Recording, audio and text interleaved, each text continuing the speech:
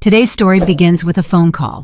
It's the story of how a call from my ex-mother-in-law 3 months after my divorce shook my life to its core and brought everything from an atrocious past back into focus.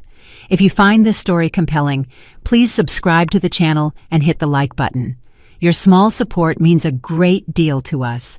On a peaceful Sunday afternoon, the phone's chime broke the silence. I was sitting on my balcony with a cup of hot herbal tea and honey in my hands, lost in the pages of a book I'd left half read. It was a sense of peace, so foreign I hadn't dared to dream of it for the past 5 years. My cell phone screen lit up, showing an unknown yet eerily familiar number. I frowned, hesitated for a second, and swiped to answer. "Hello?"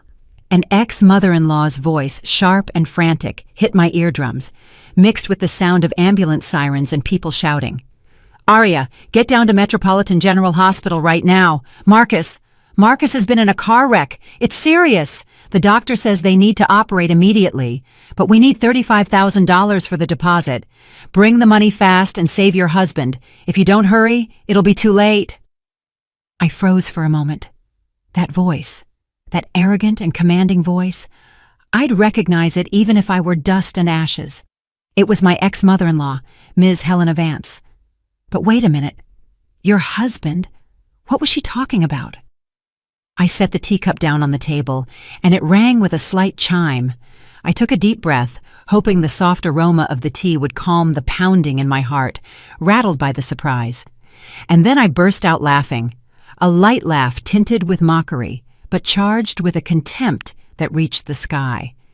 "Excuse me, I think you have the wrong number," I replied, my voice so serene it was glacial.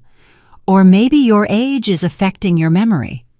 There was a pause on the other end of the line, and then a louder scream exploded, as if she meant to shatter the phone's speaker. "What are you saying? I am your mother-in-law, Marcus's mother. Your husband is bleeding to death in the emergency room. You are his wife, so get the money and save him." $35,000. The figure that tumbled from her mouth sounded as light as a feather. Did she consider me a money-printing machine? Or did she still think I was the same naive, oppressed Aria of 3 months ago? I stood up and walked to the railing, watching the people rushing about their errands below. The evening breeze ruffled my hair. I felt the aroma of freedom, a freedom won with blood and tears. "Miss Helena," I said, calling her by her name, no longer using the old title of Mother Vance. "I believe you should take some memory vitamins. It has been 3 months since the judge finalized the divorce. Your son, Mr. Marcus, and I are nothing to each other anymore.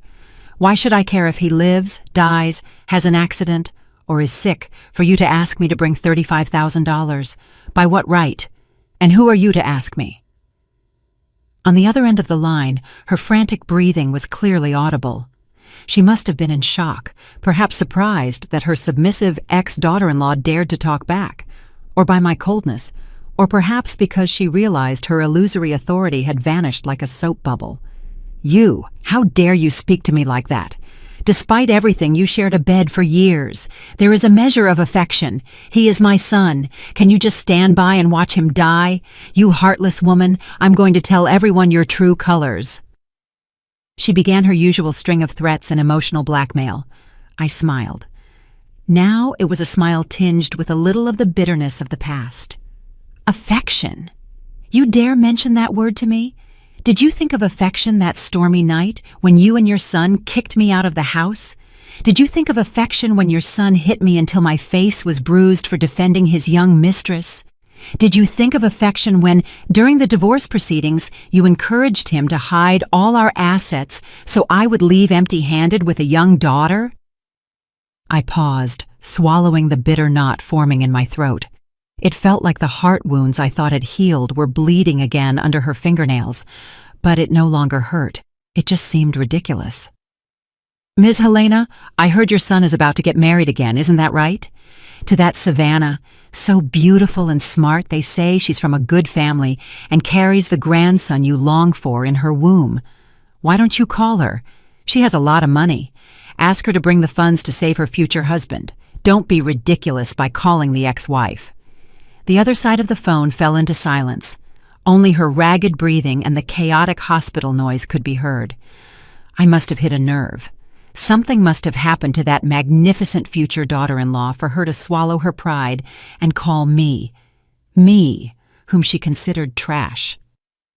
"Savannah, that girl—" Ms. Helena's voice suddenly cracked, losing all its strength and arrogance. "That girl disappeared with all the money. I beg you, please, just this once, save Marcus. I'm pleading with you." "I'm sorry, but I am neither a saint nor a charity bank. Those $35,000 are for raising my daughter. Yes, that same granddaughter you once called a useless girl. I'm hanging up." I pressed the end call button firmly. The screen went black, and the endless beep seemed to cut the last thread binding me to that hellish family. I slumped back into my chair. My hands still trembled slightly, not from fear, but from the long-suppressed anger now emerging. It had only been 3 months since I walked out the door of that suburban mansion. They must have thought I was dying in some miserable rented room, that I would crawl back on my knees to beg for their affection. But life is unpredictable. Today's Aria was no longer yesterday's Aria. And Marcus, the man who betrayed me for another woman, now lay there waiting for death, abandoned by that very mistress, Karma. It sounds like an ethereal word, but is there any other that, at this moment, manifests more clearly and cruelly in reality? I took a sip of the herbal tea. The sweetness of the honey and the slight bitterness of the infusion mingled on my tongue. I remembered the day 5 years ago when I first stepped into Ms. Helena's house as her daughter-in-law. Back then, I too naively believed in the word family. I dedicated my whole heart, my money, and my youth to that home. And what did I receive in return? Vile betrayal and a cruel calculation that chilled me to the bone. Can you believe it? I, who was earning $5,000 a month, had to hand over my entire bank account to my mother-in-law, and every morning I received barely $15 for groceries. A wife who gave everything for her husband, unaware that he was secretly cheating on her for 2 years inside that very house. And the height of shamelessness? They tried to sell me out to get money to support the mistress. The story of my life, my tear-filled marriage, and my dazzling transformation to take revenge in the most civilized way has only just begun. What Ms. Helena just said on the phone is only the tip of a giant iceberg. Why has Marcus ended up in this situation? What is the true identity of the mistress, Savannah? And what did I do to make them face the music? The cup on the table had already cooled, but the bitter aftertaste of the call still permeated my tongue, every corner of my memory. I closed my eyes and surrendered to the evening breeze. Time rewinded 5 years, to the day when I, at 25 years old, full of faith in love and vitality, happily entered Ms. Helena's house, dressed in an immaculate wedding gown. That day, everyone said I had married well. My then-husband, Marcus, looked intellectual and peaceable, and was the only son of a family with a suburban mansion in a nice area of Atlanta. I, though from a small town in South Carolina, had graduated with excellent grades from a prestigious university and worked as a marketing director with a salary everyone envied. But in the eyes of my in-laws, I was nothing more than an ambitious newcomer. As the saying goes, you don't know there are roaches until you move in. That seemingly perfect house was actually a suffocating prison that trapped my youth and my freedom. On our wedding night, without even having unwrapped the gifts, Ms. Helena called me into the living room. Sitting in a carved mahogany chair, she handed me a paper full of family rules with an impassive face. "Aria, it's a great blessing that you've entered our family as a daughter-in-law. I will tell you beforehand how you must behave. There are only a few of us in this house, and Marcus's father passed away early, so I raised my son alone. That's why I cannot stand to see my son lose out. Starting this month, I will manage both of your salaries, yours and Marcus's." I was stunned and stammered. "How? But Mother Vance, we are adults. We want to manage our money, handle our expenses, and save." "Save what?" Ms. Helena cut me off with a sharp voice. You young people, as soon as you have money, you spend it foolishly. I manage it for your own good. When you have an important need, I will give it to you. Or are you worried that I will keep it? Marcus agrees. A wife must obey her husband. I looked at my husband, hoping he would defend me, but Marcus kept his head down, peeling an apple. Leave it to my mother, honey. She will do better than you. Don't be so calculating with my mother. His words were like a splash of cold water, but since I was a newlywed and wanted to live in peace, I swallowed my tears and handed over my bank account. And that was the beginning of my conversion into a well-paid servant without a salary. Every morning before going to work, I had to get up at dawn to clean the spacious 4-floor home and go to the market to prepare breakfast. Ms. Helena was very demanding. The broth for the stew had to be made with bones from the night before, and the greens had to be washed leaf by leaf. Afterward, I rushed on my motorcycle to the office, where I worked frantically under the pressure of being a team lead. In the evening, when my colleagues suggested going to a spa or a coffee shop, I had to rush home to be on time for dinner. Marcus, upon returning from work, would sit on the sofa with his legs crossed, watching TV, waiting for the table to be set.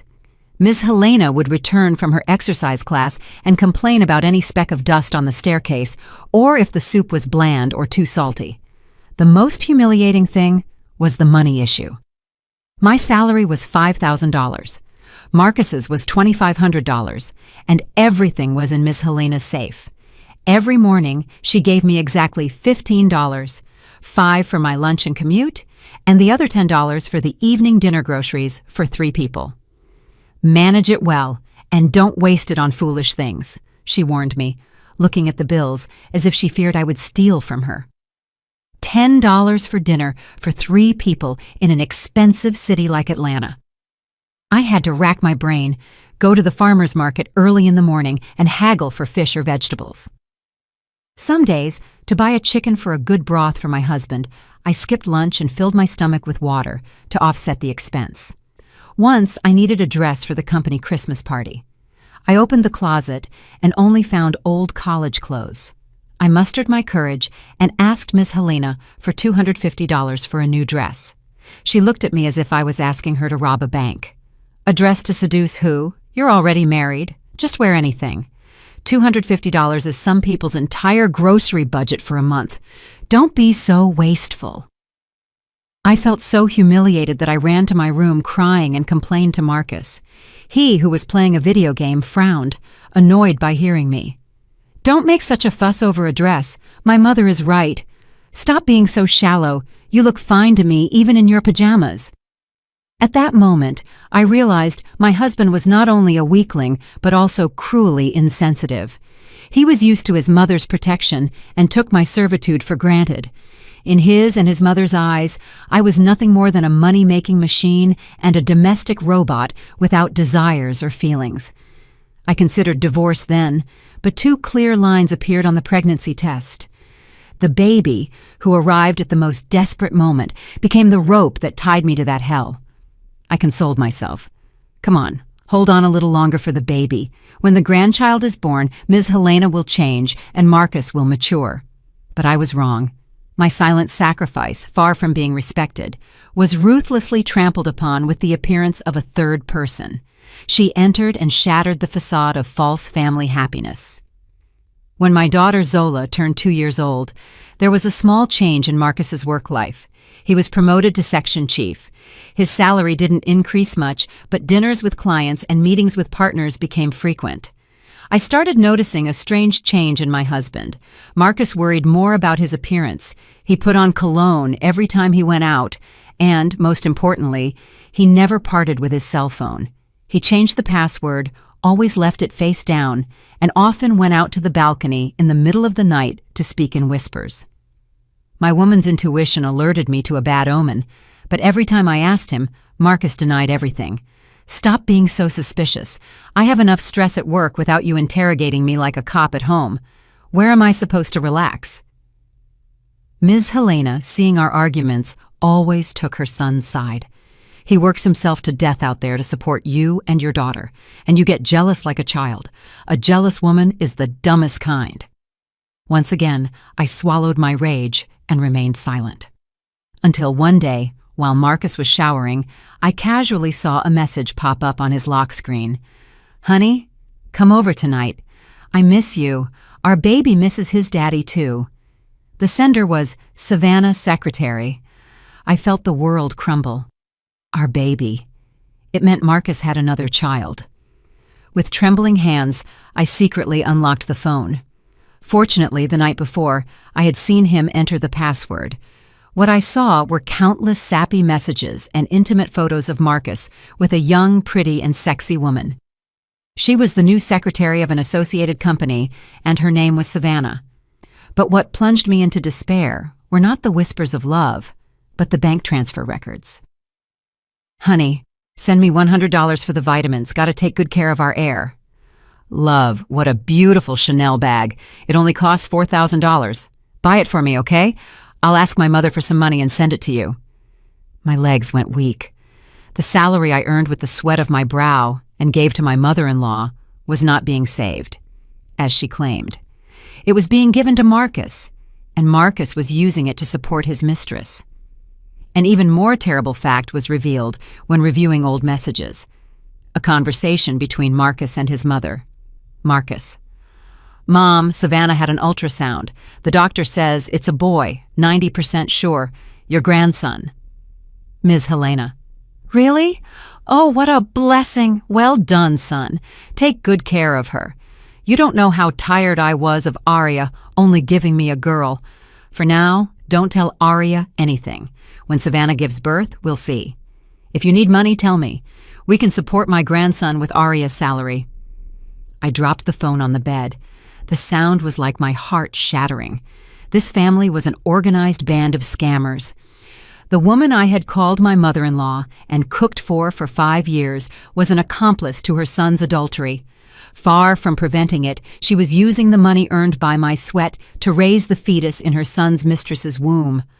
All because of that antiquated and cruel patriarchal mindset. She had never bought my daughter Zola, her blood granddaughter, a single carton of milk or a piece of candy. She despised her, calling her a useless girl.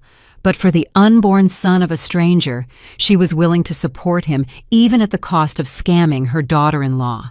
Hate, rage, pain. All negative feelings churned in my chest until I was breathless.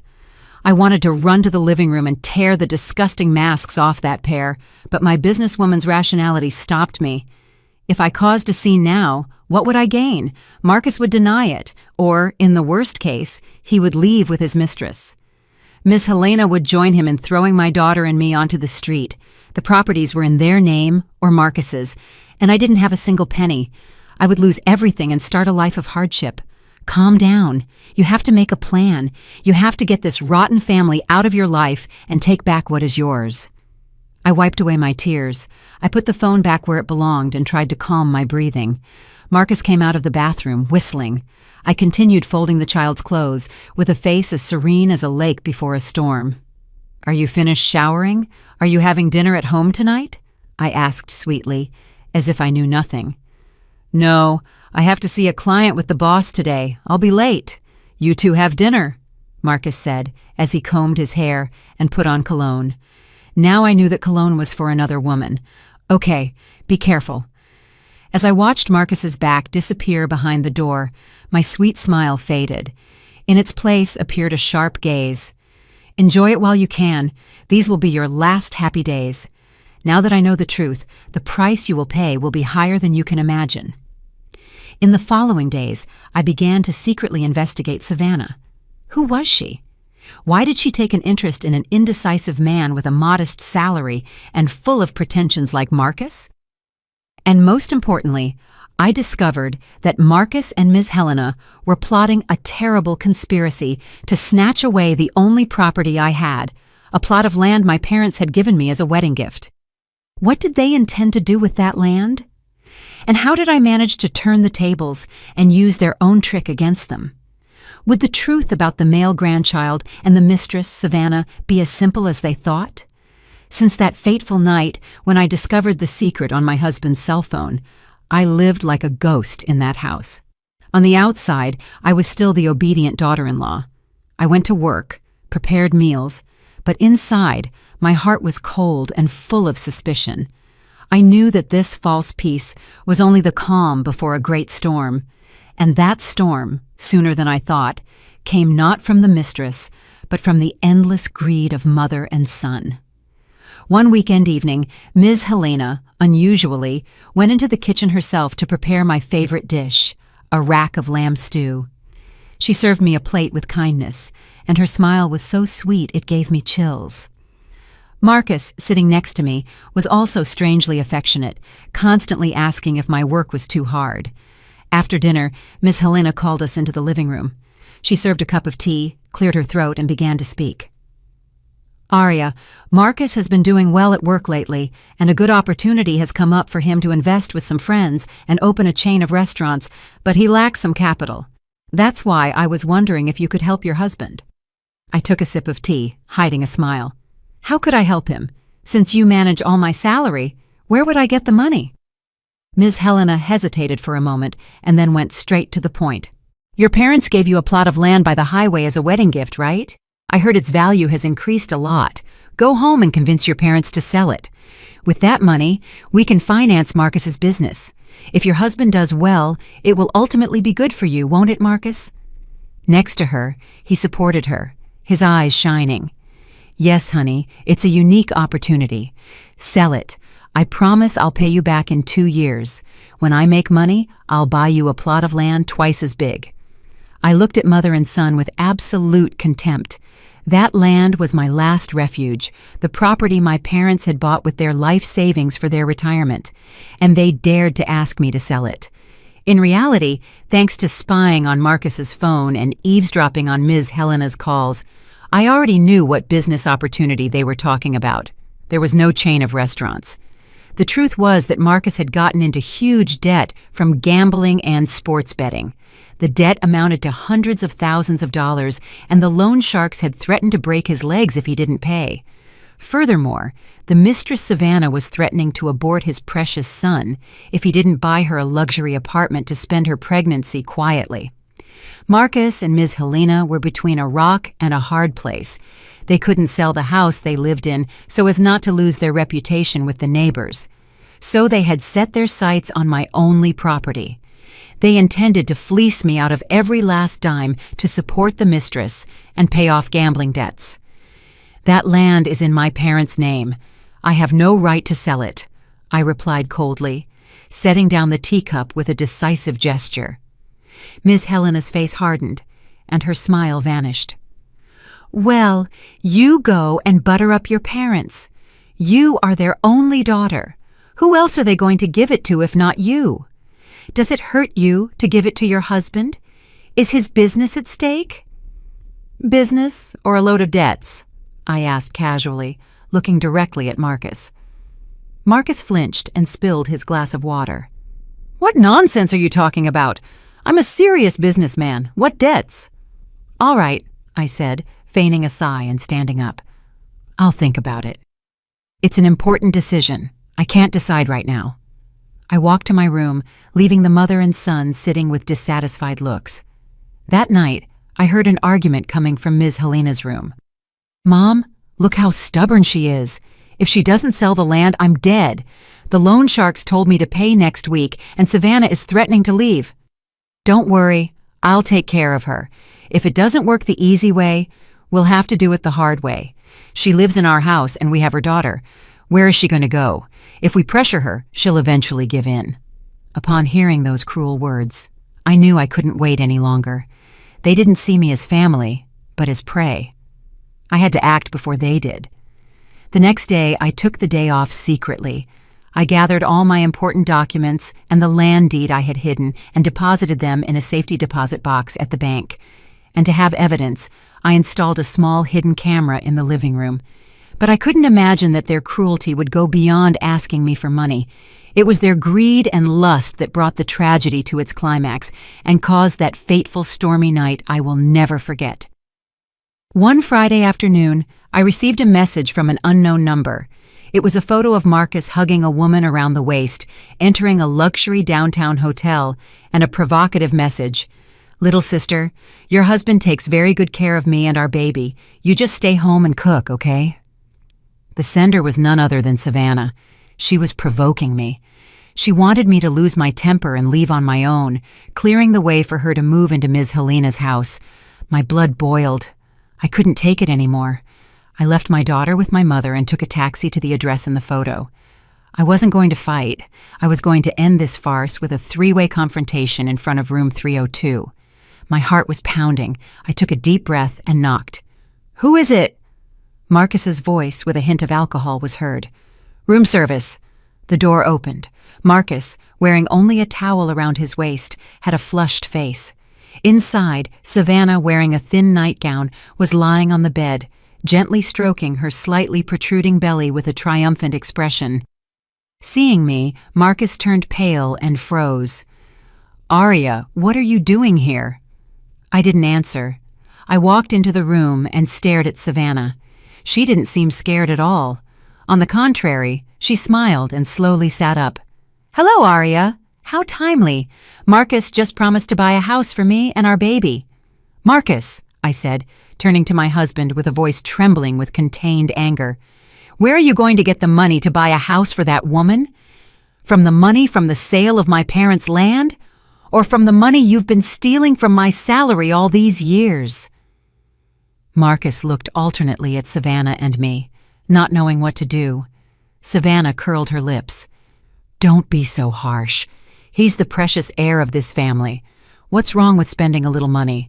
I'm giving it to him instead of you, who can't even have sons. You should be grateful to me." "Grateful?" I laughed bitterly. "Grateful to you? A woman who steals husbands and bleeds them dry? Do you think he loves you?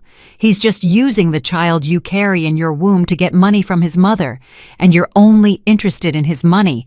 You deserve each other. How disgusting!" "Shut up!" Marcus suddenly yelled, lunging at me. "How dare you insult Savannah? She's carrying my son!" "Your son? Are you sure it's your son?" I spat out the doubt I had harbored for a long time. That sentence was the fuse to the bomb. Savannah started screaming and throwing a fit. "Honey, she's cursing our baby. She wants to kill our son. Hit her!" Marcus, blinded by alcohol and the urge to protect his mistress, raised his hand without hesitation. A dry sound and a burning sensation on my cheek. I staggered and fell, hitting my head against the corner of a table. Blood started to flow. I looked at the man I once called my husband. He was standing with clenched fists and bloodshot eyes, without a trace of remorse. "Get out of here! Get out of my sight, you witch!" Marcus roared. I got up, staggering, and wiped the blood from my forehead. I looked at Savannah, who was smiling triumphantly, and at Marcus, as fierce as a beast. It no longer mattered. My tears had dried up.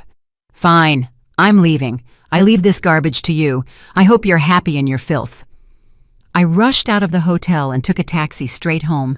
I had to talk to Ms. Helena. I held a small hope that, although greedy, she was still a mother and a grandmother.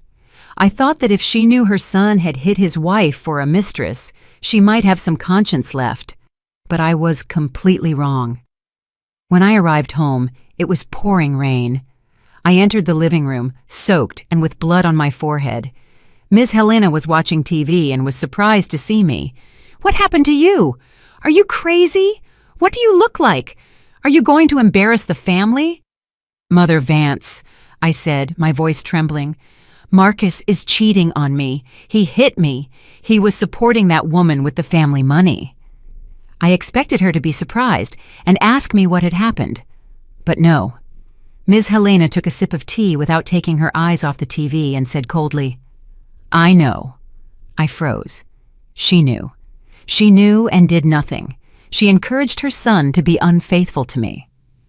Ms. Helena turned to me with a look of contempt I will never forget. "What's wrong with a man having a little fun outside the house? The important thing is that Savannah is going to give us a son. She's smart and nice. What have you done for this house in all these years? Only giving birth to a girl, being stingy with money, and refusing to sell land to help your husband. You are a useless daughter-in-law. Mother Vance! Don't call me mother-in-law. It gives me the chills. She stood up and pointed to the door. Marcus called me. He says you behaved rudely and insulted his girlfriend. We don't need a daughter-in-law like you in this house. If you have any decency, disappear from my sight right now.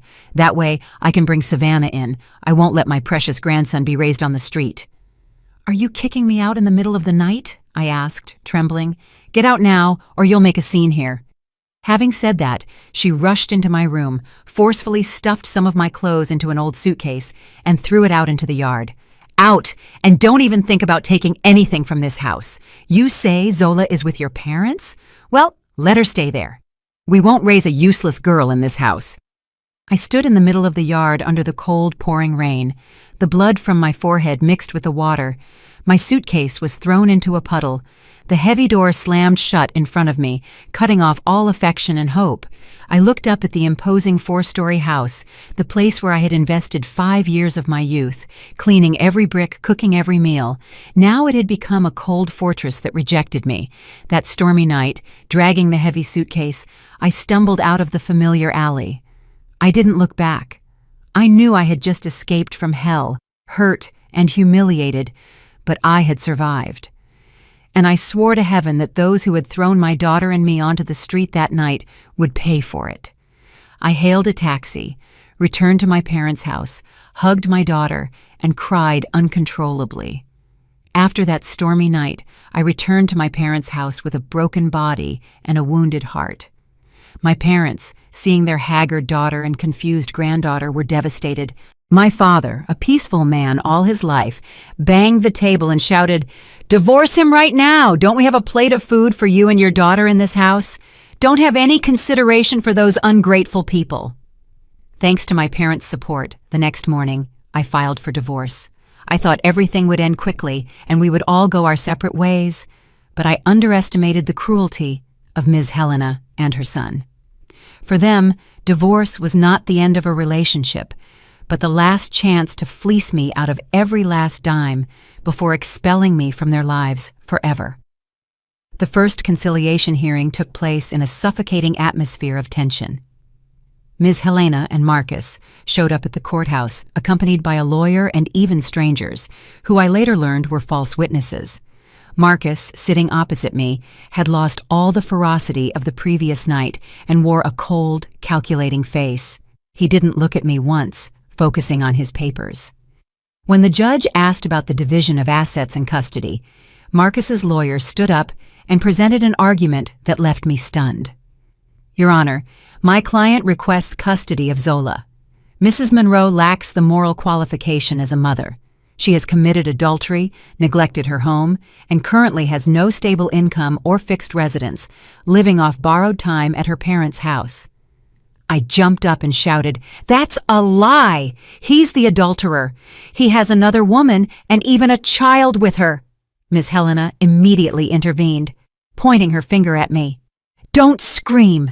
Don't say stupid things. My son is a decent man. Who knows what kind of man you've been sleeping with while you claim to be working day and night? I have proof here." She threw a wad of blurry photos onto the table, showing me having lunch and coffee with a business partner. The photos, taken secretly, were cleverly angled to look intimate. They had even hired a stranger to pose as my lover and testify that we had been seeing each other secretly for 2 years. My blood boiled. They not only wanted to take my daughter away, but to completely destroy my reputation. They wanted to turn me into an unfaithful woman to justify throwing me out and keeping my assets. As for the fortune, Marcus claimed that all the family savings came from his work and that my salary was barely enough for my personal expenses. He brazenly denied that Ms. Helena had managed my entire salary for the last 5 years. I looked at Marcus and Ms. Helena with a nausea that rose in my throat.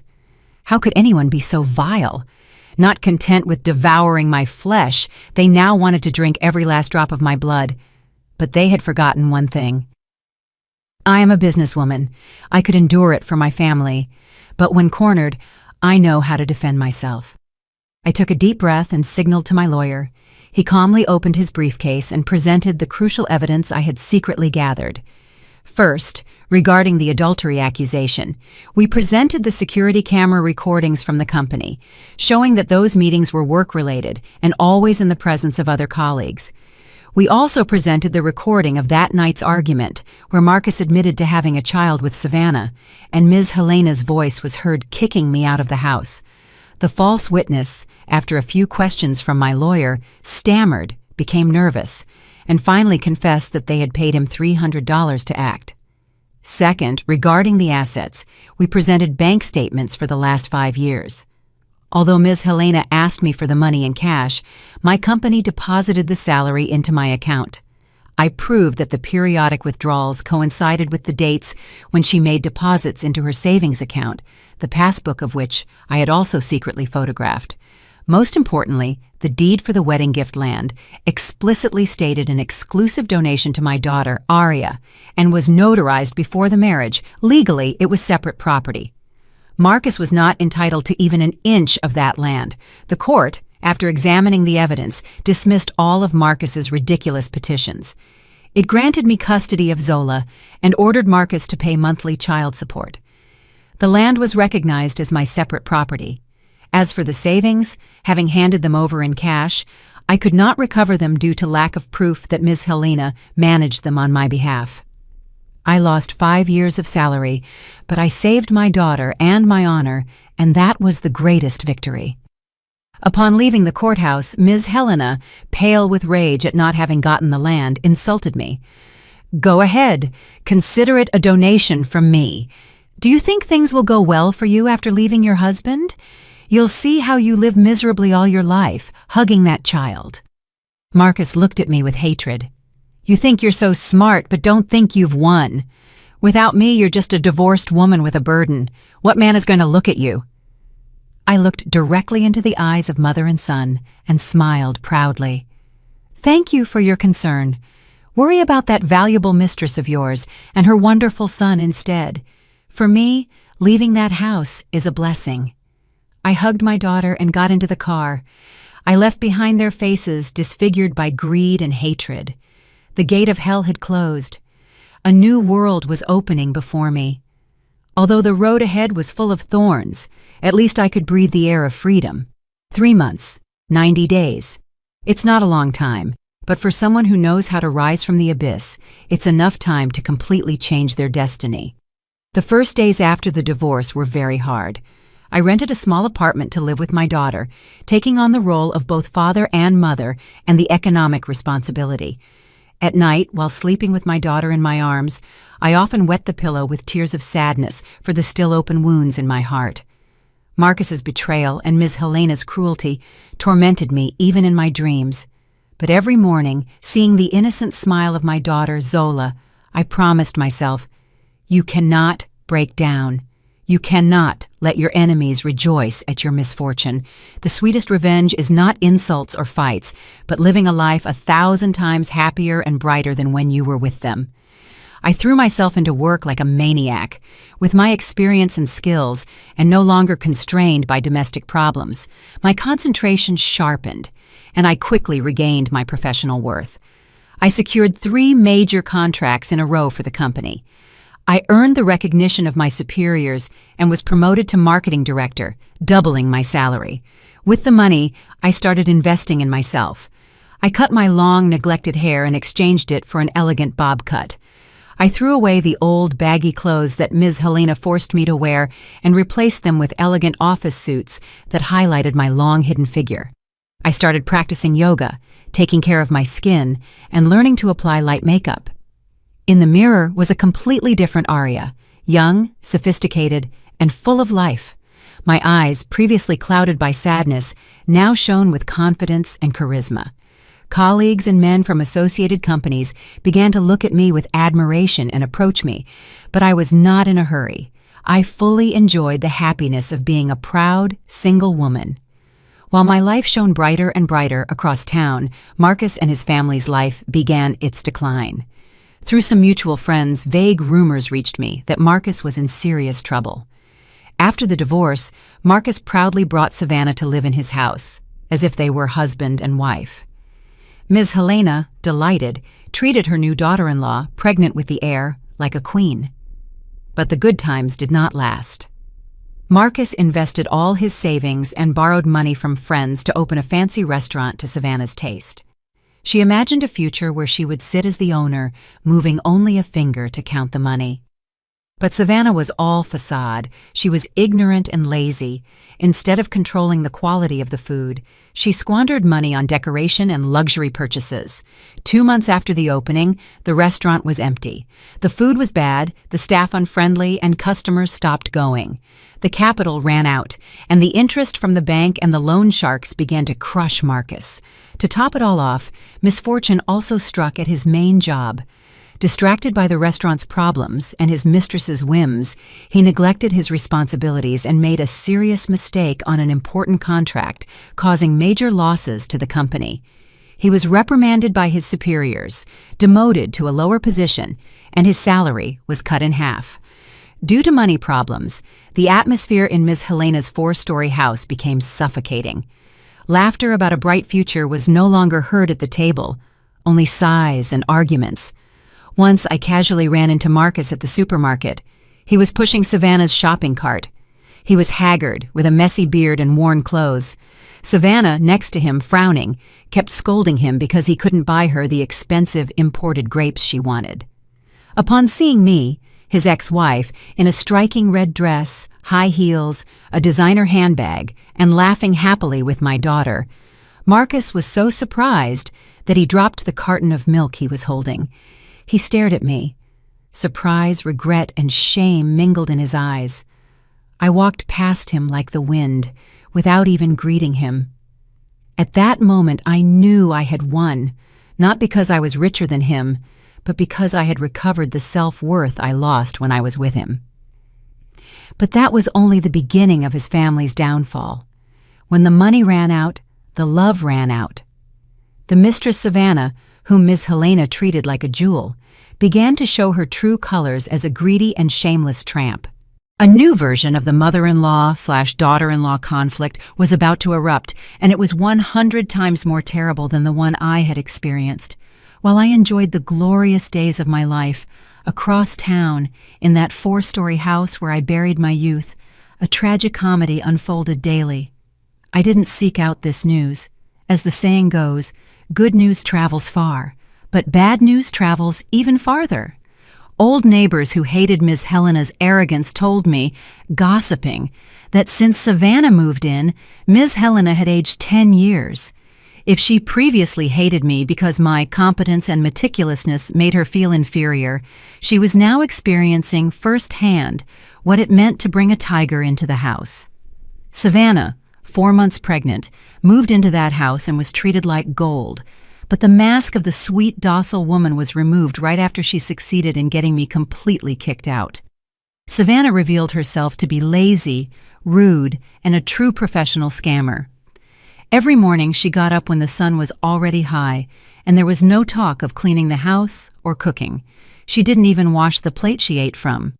"Mother Vance, what's for breakfast today? Noodle soup with beef? I don't like it. It's too greasy. I have a craving for high-end lobster rolls. I know they're super expensive, but your grandson needs them. Go to the market in the city and buy me the best they have." Savannah, lying on the sofa while doing her nails, gave orders to Ms. Helena. The same Ms. Helena who forced me to get up at 5 in the morning to make bone broth, now had to go out to buy high-end food for her new daughter-in-law. With a resentful voice, she told her, "Even if you are pregnant, you have to move a little. If you spend the day lying down, it will be hard to give birth." Arya, even when she was about to give birth, cleaned the house with energy. Upon hearing my name, Savannah jumped up and glared at her. "Don't compare me to that small-town woman, your ex-daughter-in-law. I am a valuable woman. I carry the appreciated lineage of this family. If you like her so much, call her to serve you. I'm tired and can't." Ms. Helena was speechless. No one had ever talked back to her like that. But thinking about Savannah's bulging belly and the long-awaited son, she swallowed her bitterness and went out to act as a servant for her daughter-in-law. In addition to being lazy, Savannah was a money-spending machine. While Marcus's business was going downhill, the restaurant was losing money and debts were piling up. Savannah spent money recklessly, as if it were nothing. Every day, packages with cosmetics and designer handbags arrived. Where did the money come from? Savannah demanded it from Marcus without rest, and if he didn't give it to her, she cried, made a scene, and threatened to abort or have a depression. Marcus, infatuated with Savannah and not wanting to lose face in front of his pretty wife, even borrowed money from loan sharks to give Savannah for her expenses. The climax of the conflict erupted one night when the loan sharks who had given him money to open the restaurant knocked on the door to collect the interest. Marcus was not home, and Ms. Helena had to go out to plead with them, humiliated. Upon returning home, she found Savannah doing a live stream, showing off the several $100s worth of cosmetics she had just bought. Ms. Helena couldn't take it anymore. She lunged at her, snatched the phone from her hands, and smashed it against the floor, screaming, "What kind of woman are you? Your husband is drowning in debt. I have to swallow my shame and beg the collectors. And you're busy shopping. Won't you be happy until you ruin this family?" Savannah, seeing her phone shattered, lost her mind. She stood up and pushed Ms. Helena, who hit the corner of a table. "You crazy old woman, how dare you break my phone? The money I spend is given to me by my husband. What does it have to do with you? If this house is ruined, it's because your son is useless and a fool. Not my fault. On top of me doing him the favor of being his woman without a wedding or recognition, now you come here to lecture me." Ms. Helena, grabbing her aching back, looked with horror at the daughter-in-law she had once praised for being smart and nice. "How dare you hit your mother-in-law? You rude girl! I'm going to kick you out of this house." "Kick me out?" Savannah scoffed. Her smile twisted into a defiant gesture. "Try it. I'll leave with your grandson, see if your family's lineage dies out. And don't forget, that restaurant, even if it's losing money, is legally in my name. If I sell it right now, who do you think will lose out?" At that moment, Marcus arrived, reeking of alcohol. Seeing his mother on the floor and his wife defiant, he rushed to separate them. "Enough! Stop, both of you! Do you want to kill me?" Marcus shouted desperately. Ms. Helena grabbed her son's legs, crying, "Marcus, look how your mother hits me. You left Aria to bring this thing into the house?" Marcus looked alternately at his mother and Savannah, and the house turned into a battlefield. He dropped his arms powerlessly. He couldn't scold Savannah because she held his future in her hands, but it hurt him to see his mother mistreated. "Savannah, please stop. My mother is old," Marcus said softly. "You shut up, you weakling. Your mother hits me, breaks my things, and you take her side. Very well. Since you've conspired to torment me, I'm leaving. I don't want this garbage house." Savannah went up to her room in a fury and slammed the door shut. Miss Helena collapsed on the floor, crying loudly, and Marcus banged his head against the wall, tearing at his hair. The scene must have been so pathetic that just hearing about it made me shudder. Karma had arrived too quickly and had struck directly at what Ms. Helena valued most, her dignity and the hope of continuing her lineage. She had kicked out a kind daughter-in-law and brought a queen who oppressed her into the house. A week after that heated argument, Marcus's financial situation completely collapsed. The restaurant had to close, unable to cover expenses. The loan sharks gave him an ultimatum. If he didn't repay the $35,000 of the principal in 3 days, they would go to Ms. Helena's house and seize her assets. Marcus ran around asking friends and former colleagues for money, but everyone turned their backs on him. Bad rumors that he had abandoned his wife for a mistress and failed in business had spread, and no one wanted to help him. Cornered, Marcus remembered some money he had secretly saved when he lived with me. It was the money he had been siphoning off my salary without giving it to his mother, about $60,000. He kept it in a personal safe in his bedroom, planning to use it as an emergency fund or for a promotion. That night, like the night they threw me out, it was pouring rain.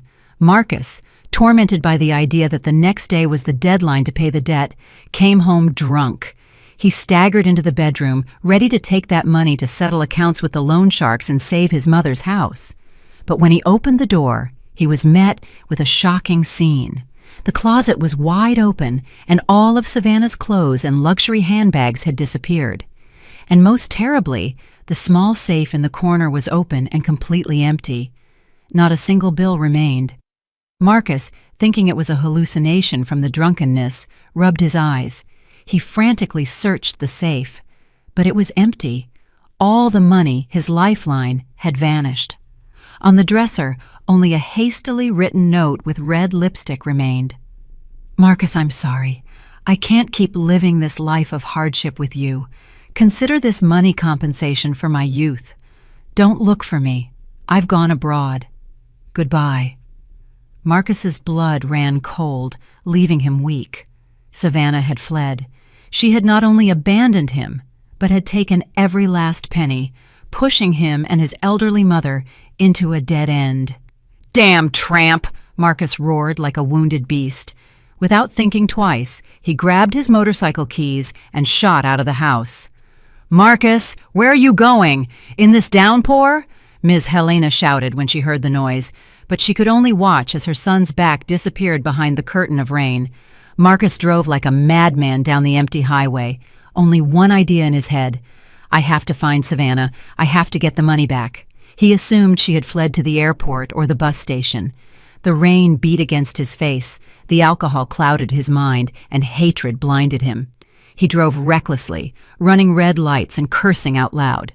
Upon reaching a large intersection, the traffic light turned red, but Marcus didn't see it or didn't care. He accelerated to cross the intersection, chasing the ghost of the traitor. Just at that moment, a cargo truck came from the perpendicular road. The deafening blast of the truck's horn and the chilling screech of brakes on the wet asphalt. Boom! A terrible crash that seemed to swallow even the sound of thunder. Marcus's motorcycle was thrown dozens of yards, shattering into pieces, and Marcus's body, like a rag doll, flew through the air before falling onto the cold asphalt, rolling several times and lying motionless. Red blood gushed out, mixing with the rain and staining the road. The helmet, split in two, flew off to a corner. The terrified truck driver, pale as death, jumped out of the cab. Onlookers stopped, and a murmur of voices and cries for an ambulance mingled in the chaos. Marcus lay there, his eyes wide open, staring at the black sky. Raindrops fell like needles.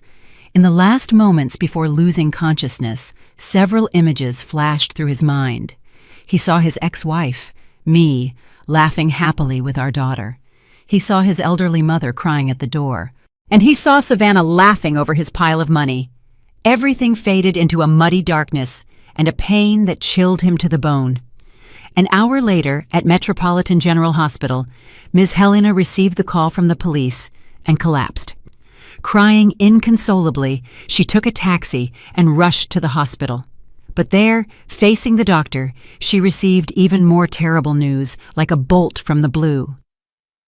That night, Metropolitan General Hospital smelled of disinfectant and a faint scent of blood.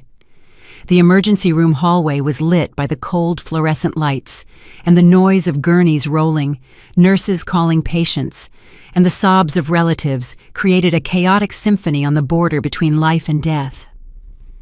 Ms. Helena was huddled in a corner of the hallway. She wore a ragged pajama set, stained by the rain that had not yet dried. She stared at the closed operating room door, where her only son was fighting death. The red light above the operating room door shone with the same intensity as the blood that had spread on the road. "Relatives of the patient Marcus Vance?" a nurse asked, holding papers and speaking urgently. Miss Helena stood up, staggering. Her hands and feet trembled so much that she almost fell. "I am his mother. How is my son?" "The patient is suffering from massive internal bleeding and complex cranial trauma. We are doing everything possible, but his condition is very critical. We need you to pay a deposit of $35,000 immediately to secure blood and specialized surgical equipment. If there is a delay, we cannot guarantee his life." $35,000. That figure again. It was like a 2,000-pound rock pressing down on her chest. "Wait a bit, please. I am calling someone who will bring the money," Ms. Helena begged, crying. "Hurry up. Your son's life hangs by a thread." The nurse turned coldly and walked in, leaving Ms. Helena alone in her despair. Ms. Helena, with trembling hands, pulled her cell phone out of her pocket. She didn't call me directly.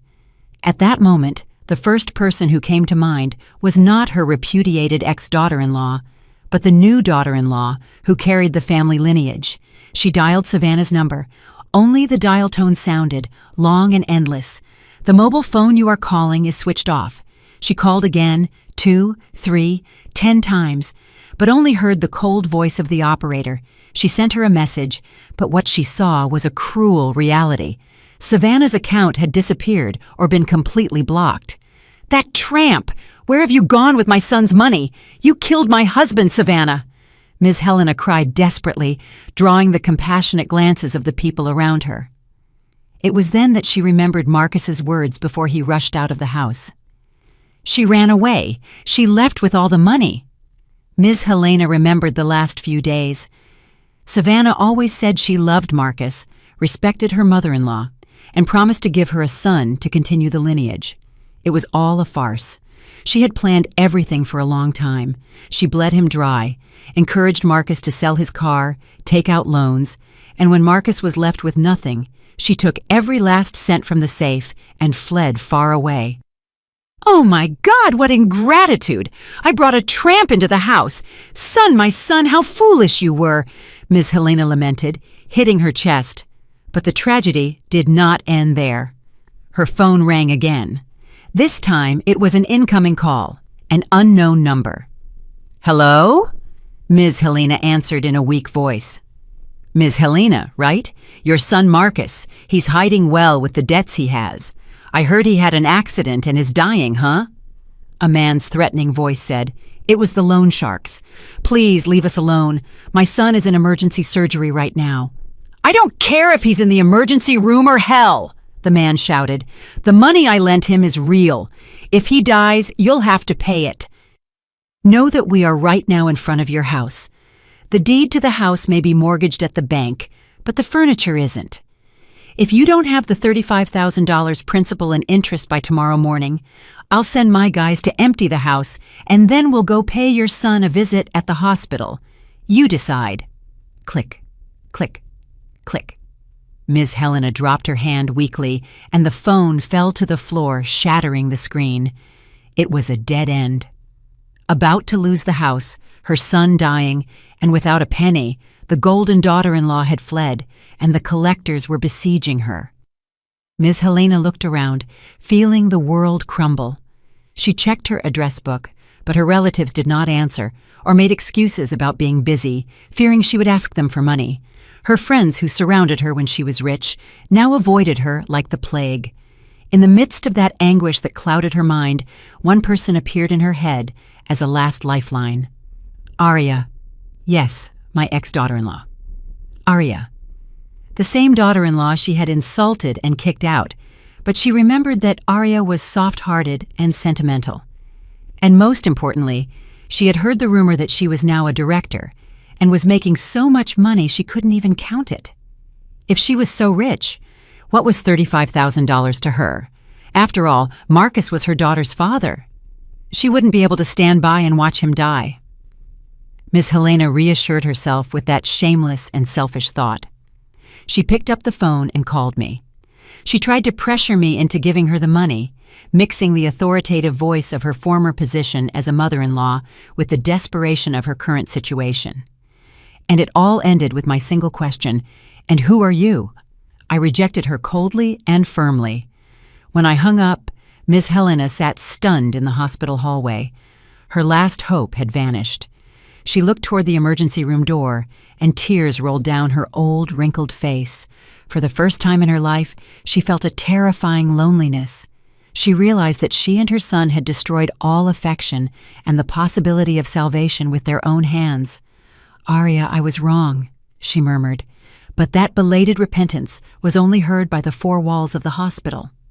However, Miss Helena did not expect that on the other end of the line, I, the one who had hung up the phone, would not stand idly by. I was sitting in the living room, staring at the phone with the black screen.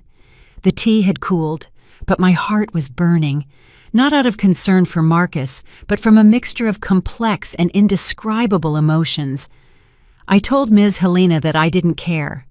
I laughed at her audacity, but deep down in my heart, I was curious and had a desire to see the ending of the tragic movie they themselves had directed and starred in.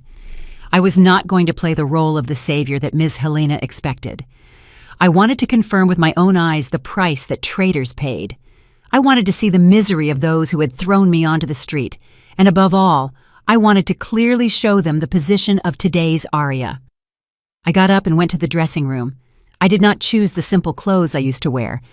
I chose an elegant fitted black dress. Over it, I put on a sophisticated cream-colored blazer and paired it with a designer handbag and high heels that I had bought myself to celebrate the completion of a successful project. Light but defined makeup with a touch of authoritative red on my lips. In the mirror was a successful, self-assured, and proud woman. I was no longer the disheveled, kitchen-smelling Arya of last year. "Mom, I'm going out for an errand. Be good at home." I kissed Zola on the forehead and went out the door. I drove my car into the night. Upon arriving at Metropolitan General Hospital, I got out of the car. The sound of my heels resonated authoritatively on the hospital floor, standing out in the noisy, crowded space. The penetrating smell of disinfectant made me frown slightly. I remembered the day I gave birth to Zola in a humble, small-town hospital, without my husband and only with my mother's care. That memory made my steps firmer. In the distance, I saw Ms. Helena. She was huddled in a waiting chair with her head buried in her knees. She looked so small and miserable that if I hadn't looked closely, I would have mistaken her for a homeless person. I stopped in front of her. My shadow stretched long, eclipsing the light that illuminated her. Ms. Helena felt someone stop in front of her and slowly lifted her head. Her eyes were swollen, red, and lost.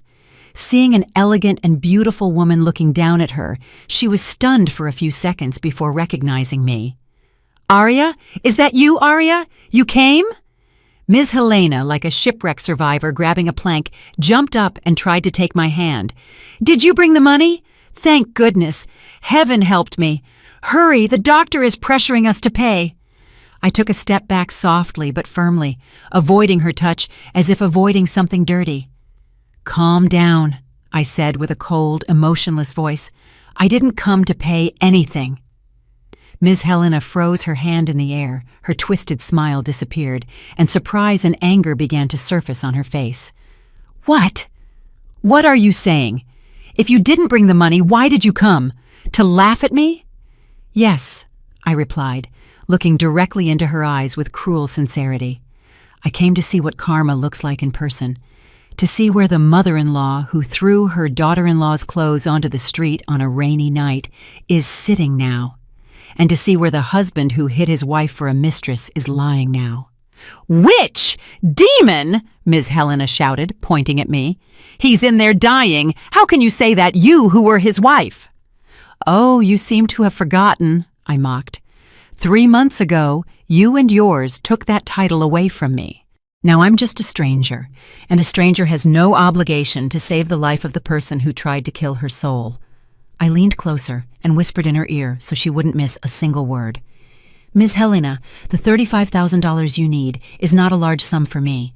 I could solve it with one signature right now, but I won't do it. Do you know why, Ms. Helena?" She looked at me stunned. Fear began to take hold of her. "Because with that money, I'd rather donate it to an orphanage or save abandoned street dogs than save a traitor like your son. At least those animals, if you feed them, wag their tails. You, mother and son, bite the hand that feeds you. Get out! Get out of here right now!" Ms. Helena choked with rage, slumped into the chair, clutching her chest and gasping. At that moment, the emergency room door opened, and a doctor, removing his mask, came out with a serious expression. "Relatives of the patient, Marcus Vance?" Ms. Helena no longer seemed to have the strength to stand up. I looked at her once and turned to the doctor. "She is. How is he, doctor?" The doctor, thinking I was family, shook his head with a look of pity. "We managed to stop the bleeding, but the brain damage is so severe that unless a miracle occurs, he is very likely to remain in a vegetative state for life. Furthermore, the costs of the intensive care unit after the operation will be considerable. We are talking about several $100s a day, so the family must prepare mentally and financially." Vegetative state. Those two words fell like a death sentence, neither alive nor dead, a body without a soul lying as a lifelong burden for those left behind. Upon hearing those words, Ms. Helena's eyes rolled back, and she fainted in the chair. No one held her. Nurses ran to provide first aid. I observed the chaotic scene. I saw the woman who once gave orders, now slumped without strength, and the ICU door, where Marcus would now be, connected to tubes all over his body. I did not feel the satisfaction I had expected. I only felt a void and a kind of compassion for a life of greed and stupidity. They spent their whole lives fighting to snatch a piece of land, a little money from their daughter-in-law, and in the end, they were left only with a desolate future and empty hands. I was about to turn around. My purpose had been fulfilled. I had seen their end. But when I had taken a few steps, a cold, trembling hand suddenly grabbed my ankle tightly. I turned, surprised. Ms. Helena had woken up. She was not sitting in the chair. She had dragged herself across the floor to my feet. She hugged my legs and lifted her tear-stained face to look at me. There was no longer any pride or arrogance. "Arya, I beg you, please save my son." She rested her head on the cold hospital tile floor. "Boom, boom, I was wrong. I'm a stupid old woman. I was cruel. I deserve death. But Marcus is still young. Arya, you who have the means, have mercy and give him a chance to live again as a person. I promise I will give you back all the money, even if I have to beg or work as a laborer. I will pay my debt by being your slave for life." A woman over 60 years old in the middle of a crowded hospital, kneeling at the feet of an elegant young woman, banging her head against the floor. Everyone passing by stared, whispering and pointing. Some would think I was an unnatural daughter. Others seemed to guess the situation. I looked at Ms. Helena at my feet, the woman who once ordered me to kneel and clean the floor, who counted every piece of meat I ate. Now she was kneeling at my feet. For a moment, a feeling of human compassion made me hesitate, but the reason of a woman who has suffered too much whispered to me, "Don't believe her. The promises of people like her are only valid when they are cornered." "Get up, stop the drama," I said, with a voice that was still cold but a little softer. "You'll pay back the debt? With what? You are about to lose the house, and your son is in a vegetative state. How are you going to pay?" I... Miss Helena, choked with sobs, couldn't speak. Prostrate at the tip of my heels, she clasped her hands and continued pleading. "Arya, I know you're angry with me and Marcus. I know I was wrong, but darling, they say you shouldn't hit the one who returns in repentance. After all, we were a family. We ate at the same table for 5 years. Don't you remember? When you arrived as a newlywed, I took you by the hand to the market. I taught you how to make that stew you liked so much. How can you forget all that affection?"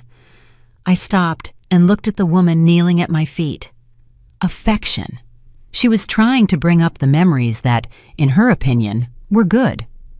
I let out a sharp laugh. My dry laughter echoed in the hospital hallway. "Ms. Helena, you have a good memory. You remember the stew, but you don't seem to remember who had to get up at 5 in the morning to cook the meat and wash the vegetables. You remember taking me to the market, but you don't remember screaming at me, calling me a spendthrift because I bought some vegetables that cost $1 more by mistake." I bent down to look directly into her eyes and raised my voice. 5 years of eating at the same table? It's true. During those 5 years, I ate rice, bathed in tears. Do you remember that table where chicken stew was made? The thighs and wings were all for your son, and I got the neck and bones? You said a daughter-in-law had to be thin. You forgot, Ms. Helena? Speechless, Ms. Helena lowered her head, avoiding my sharp gaze, but continued pleading. "That's because the elders taught us that way. If I was strict with you, it was because I wanted you to grow up and run the house well. There was no malice. Marcus was wrong to hit you. But he's a man. He has a bad temper. Now he's in there between life and death. Arya, have mercy. For someone as rich as you, $35,000 is not much money. If you save him, we can start over. I will accept you back as my daughter-in-law. I will kick out that Savannah and make you the lady of the house." Even in this situation, she was still lost in her delusions of power. Did she think that being the daughter-in-law of Miss Helena's house was still a favor that I longed for? "Shut up!" I shouted, unable to contain the disgust anymore. "Don't talk to me in that tone of favor. Do you think I need your ruined house full of debts?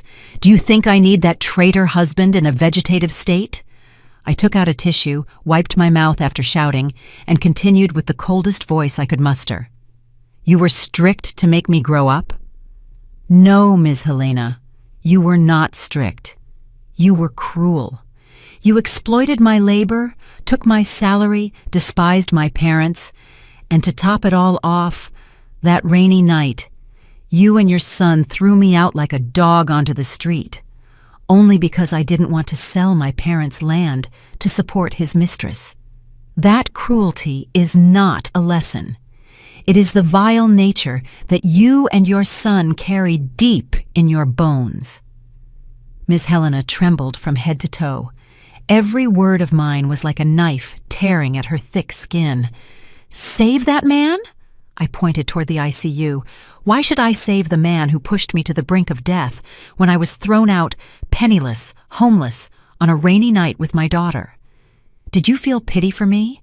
When your son hit my head until it bled, did you stop him? No, you insulted him from the side and encouraged him. Ms. Helena, sobbing, couldn't continue. "No one can escape karma, Ms. Helena. The suffering your son is experiencing now, the reality you are living, is the price of your bad actions. Don't blame heaven or others, blame yourself." I straightened up and adjusted my clothes. This conversation had exhausted me, but at the same time, it had allowed me to vent years of repressed anger. I had said everything I had to say, but Ms. Helena, desperate, still clung to the last lifeline. Although I had already punctured it, she covered her ears and refused to listen. "All right, I was wrong, and Marcus was wrong too. But darling, the child Savannah carries in her womb, is family blood after all. How can you stand by and watch his father die and become a fatherless child from the womb? You are a mother too. Have mercy on the innocent child." She brought up the child again. She thought that if she appealed to my maternal instinct and kindness, she would soften me. But she didn't know that the truth about that child would be the final blow, the one that would end all her hopes. I looked at Ms. Helena. My gaze went from anger to compassion, a deep compassion for a fool until the very end. "You want to know the truth about that son so badly? All right, I'm going to show it to you so you can wake up once and for all, so you know why your son risked his life." I opened my handbag, took out my phone, and opened the file that a private detective had sent me 2 days earlier. I brought the illuminated screen of the phone close to Ms. Helena's stunned face. On the screen were several clear photos and message conversations. "Look closely. This woman is your precious daughter-in-law, Savannah, and this man is a real estate magnate from Chicago with a wife." The first photo showed Savannah and an overweight man affectionately hugging at a resort. The date of the photo was clear: 6 months ago. Can you count? 6 months ago, she was with this man. At that time, your son Marcus was at home with me, playing the role of the exemplary husband. I switched to the next photo. It was an ultrasound of Savannah's fetus taken at a private clinic. Look at the estimated delivery date, Ms. Helena. This fetus is now more than 22 weeks old. That is, more than 5 months. But your son has only been with her for 3 months. Do you understand what that means, Ms. Helena, her eyes fixed on the screen, trembled and stammered. "No, it can't be. She told me she was 3 months pregnant. Her belly was small." "She fooled you," I mocked. "That woman is a professional. She knows how to dress, how to hide her belly. And here, this message is the most interesting." I opened the conversation between Savannah and a close friend. The black and white letters appeared as the most shameless confession. "Savannah, I'm pregnant with that old guy's baby. He's afraid of his wife and won't acknowledge it. He gave me $3,000 to abort, but I feel bad. The doctor says if I abort this time, I might become infertile. Friend, and what are you going to do?" Savannah, Raise it? With what? I'm hooking up with a good catch. His name is Marcus. He's an only son. He has a good house, and his mother is crazy about having a grandson. This guy is a weakling, easy to fool. A few things I say, and he'll believe everything. I'm going to make him believe he's the father. I'll have a place to live, money, and his mother, since she's old, will go crazy with joy. Maybe she'll even kick out the ex-wife and bring me into the house. Upon finishing reading the message, Ms. Helena looked as if lightning had struck her. She collapsed onto the floor, clutching her head with both hands and opening her mouth, but no words came out. All her world, her pride, the hope of continuing the lineage, everything she had used to justify her cruelty, was now shattered like a soap bubble. The old saying about raising someone else's children could not be truer. Her son Marcus had been the victim of the most painful scam of his life. He betrayed his wife, abandoned his family, and his dignity to follow a depraved woman, and in the end, it turned out, he was going to raise another man's child. He spent the money earned with his wife's sweat, even stolen money, to support a woman carrying another man's blood in her womb. And the most bitter part is that he had the accident trying to chase that scammer to get the money back. And he lay there waiting for death with a broken body. All for a lie. A stupid and vain death. "My God, son, why were you so foolish? I ruined you," Ms. Helena cried with a heart-wrenching lament, hitting her head against the floor. Her crying was no longer feigned. It was the extreme pain of a mother who realized she had pushed her own son to his death. She helped a tramp destroy her son's home, kicked out a good daughter-in-law, and brought calamity and ruin. Do you understand now? I put the phone away and looked at her with compassion. This is the truth you have to face. There is no grandson, no kind daughter-in-law, just the stupidity and greed of you and your son. "Arya, save him! Even if he was a fool, he is my son!" Ms. Helena dragged herself back to my feet, but now without strength. Her voice was barely a whisper. I looked one last time at the ICU. Marcus deserved to be punished, but seeing him die deceived made me feel, on the one hand, pity for his life. However, pity would not make me bear the weight of that life again. "Ms. Helena, I cannot pay the $35,000. That money is my daughter's future, the future of the same granddaughter you once mistreated, but out of a minimum of humanity, I won't let you starve here." I took a business card from my wallet and placed it in Ms. Helena's hand. "This is the contact for a charity organization that helps seriously injured patients. My company often sponsors it. I will call and ask them to review Marcus's case for urgent aid. With luck, they may cover part of the hospital expenses. The rest, you will have to manage yourself. Sell the house, sell a property, take out a loan. That's your problem. This is as far as I can help." Having said that, I turned decisively and left. Behind me, I heard Ms. Helena's voice calling me. "Arya, I'm sorry. I truly regret it." But I did not stop. Upon walking out the hospital door, a cold night wind blew, but strangely, I felt warmth in my heart. I had done the right thing according to my conscience. I did not take revenge by letting them die, but I was not stupid enough to let them use me again. I showed them the truth, and the truth was the cruelest judgment. Life is fair. Marcus, from that day on, would face eternal darkness or live with a lifelong disability. That was the price of betrayal. Savannah fled with the money, but she would never live in peace with scammed money. And Ms. Helena, the rest of her life, would be a hell of repentance and loneliness. And I looked at the starry night sky. Tomorrow, I would take my daughter to school again and go to work with burning passion. I would live a brilliant, independent, and happy life because I deserved it. As I walked out the door of Metropolitan General Hospital, the darkness of the night seemed to intensify behind me. The ambulance sirens continued to wail plaintively, but my heart was strangely calm. I left Ms. Helena behind with the cruel truth and extreme pain.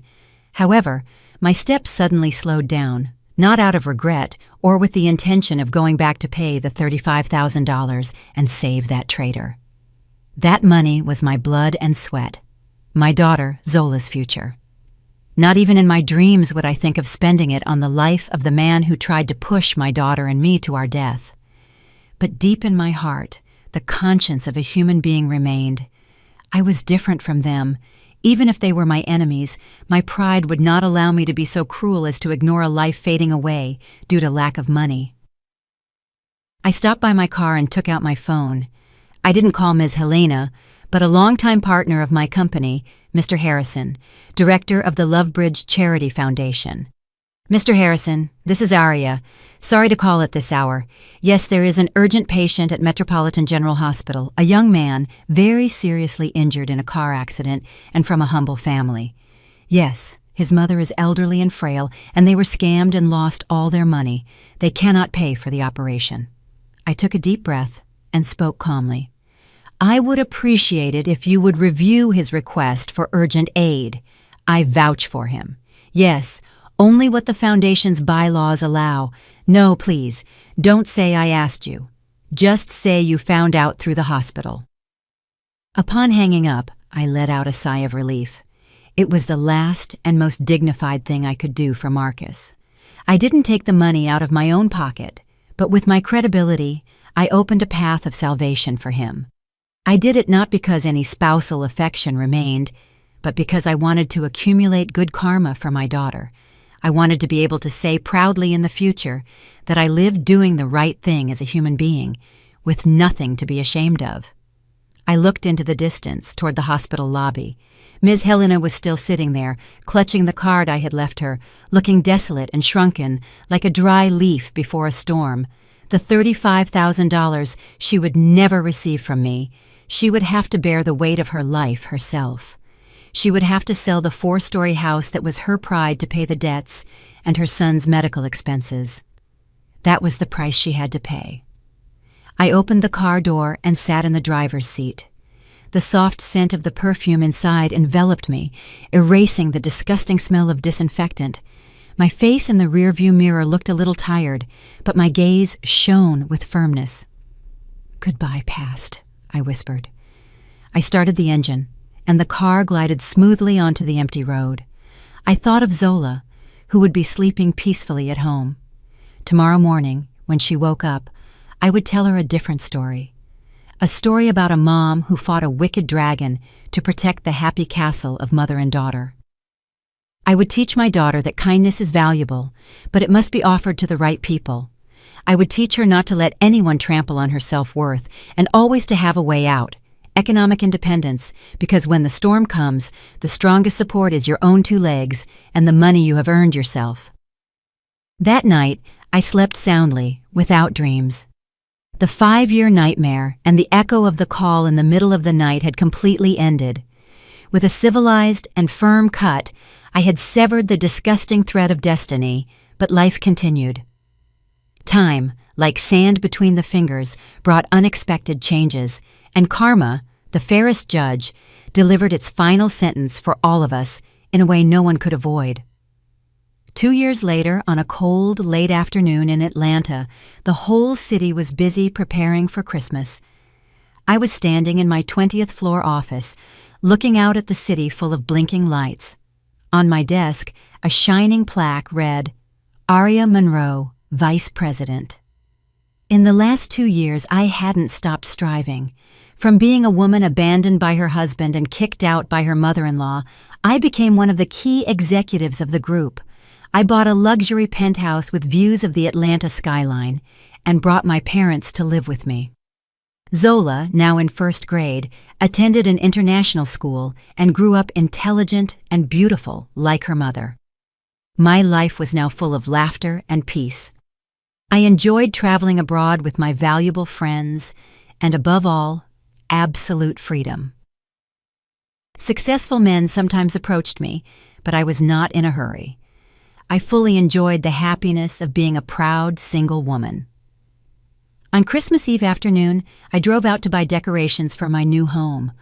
While waiting at a traffic light at a busy intersection, a scene on the sidewalk chilled me. On the cold sidewalk of a busy commercial street, An elderly woman with completely white hair, dressed in old, ragged clothes, was sitting on the ground. She was trying to feed spoon by spoon a gruel to a man sitting in an old wheelchair next to her. The man was skin and bones, with twisted hands and feet and a crooked mouth. His empty eyes stared into the infinite, and drool ran down, soaking the dirty bib on his chest. Although the dust of time and hardships had left them in a miserable state, I instantly recognized that they were Ms. Helena Vance and Marcus Vance. Marcus had not died. The operation saved his life, but the severe sequelae of the brain damage left him hemiplegic, losing the ability to speak and cognitive capacity, living like a vegetable. He became a child in a giant's body, feeling nothing. He depended completely on others for all his daily needs, like eating and bathing. And Ms. Helena, after selling the house in the upscale neighborhood at a low price to pay the debts and hospital expenses, was left with nothing. With the money she had left over, she could barely afford to rent a moldy room in a humble neighborhood. The mother-in-law, who was once arrogant and authoritarian, had now become the lifelong servant of her disabled son. The traffic light would take 30 seconds to change. I rolled down the car window a little to see better. "Eat, honey. One more spoonful. Mama is asking you," Ms. Helena pleaded in a hoarse, tearful voice. With trembling hands, she brought the gruel to Marcus's mouth, but he had a slight seizure and knocked over the bowl. The hot gruel splattered on both their clothes. Ms. Helena burst into tears. While cleaning the gruel off her son's clothes with her hands, she beat her chest. "My God, why is my life so hard? I wish you had died then. It would have been a relief. Savannah, you tramp, you ruined us." Marcus, sitting there, made senseless sounds and cried with his soulless eyes. Perhaps deep in his shattered subconscious, he still felt pain and regret, but he couldn't speak or move to atone for his sins. He was trapped in the prison of his own body, forced to watch his elderly mother suffer every day because of him. That was a punishment more terrible than death. Seeing the scene, I no longer felt hatred in my heart, only a sadness for the fleetingness of life. I had heard the rumor that Savannah, the appreciated future daughter-in-law, after fleeing with the money, was discovered by her lover, the magnate, who took all the money from her and now lived miserably hidden near the border. Truly, everyone reaps what they sow. They once tried to take everything from me and corner me, but in the end, their own greed and malice plunged them into an abyss they could not escape from. Ms. Helena lifted her head, and her gaze fell upon my luxury car. She probably didn't see me through the tinted windows, but she saw the wealth she craved and once possessed. In her eyes were envy, regret, and despair. Not even in her wildest dreams would she imagine that the person sitting in the car was the same daughter-in-law she had kicked out for being useless. The traffic light turned green. I rolled up the window and stepped on the accelerator. The car glided forward, leaving behind the image of that miserable couple in the middle of the bustling crowd. I did not stop to give them money, nor did I get out of the car to humiliate them again. My silence and my departure were the clearest answer. We now belonged to different worlds. I drove home. There, my parents and my daughter were waiting for me for Christmas Eve dinner. When I reached the door, Zola ran out and hugged me.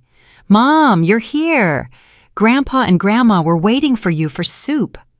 I hugged my daughter, smelled the aroma of her hair, and felt the warmth of family spreading through my body. "I'm here, my love." Seeing the Christmas table full of laughter, my healthy parents and my good daughter, I smiled contentedly.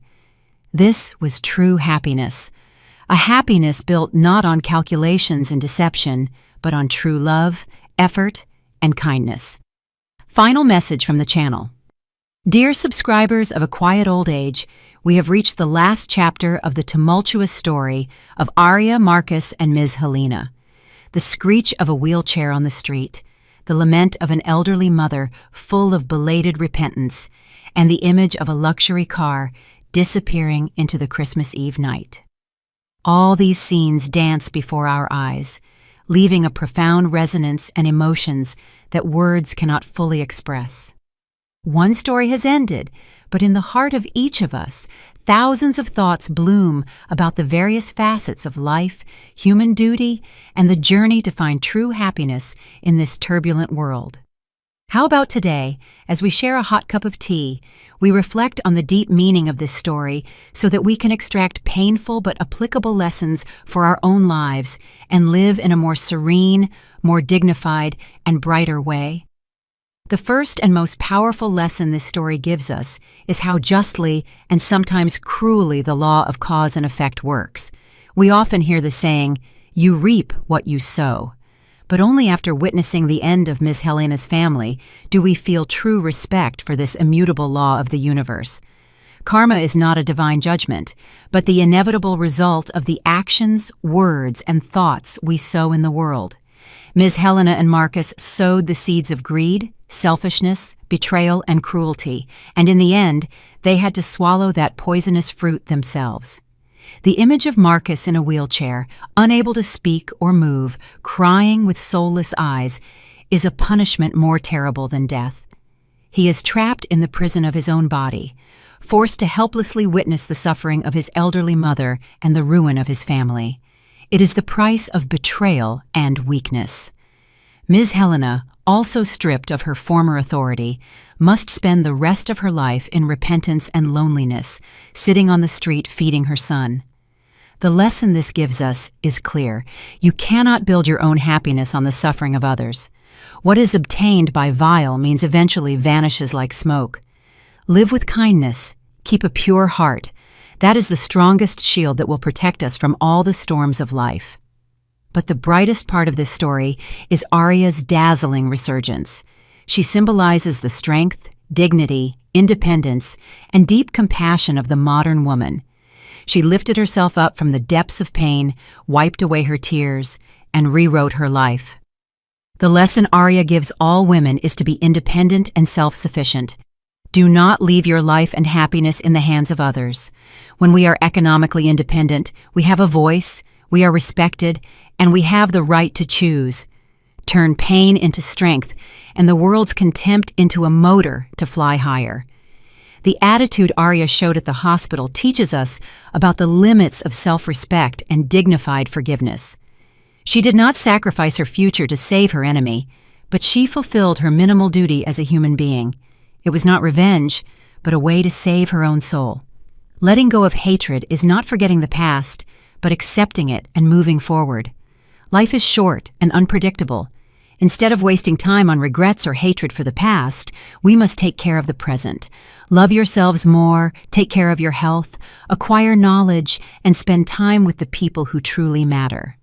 No matter what difficult situation you find yourselves in, if you never give up and constantly strive according to your conscience, a radiant morning, like a rainbow, will always await you at the end of the dark tunnel, just like Arya, who used tragedy as a springboard to fly higher. If this story has resonated deeply in your hearts and you have found a valuable lesson in it, I ask you to help spread these human values.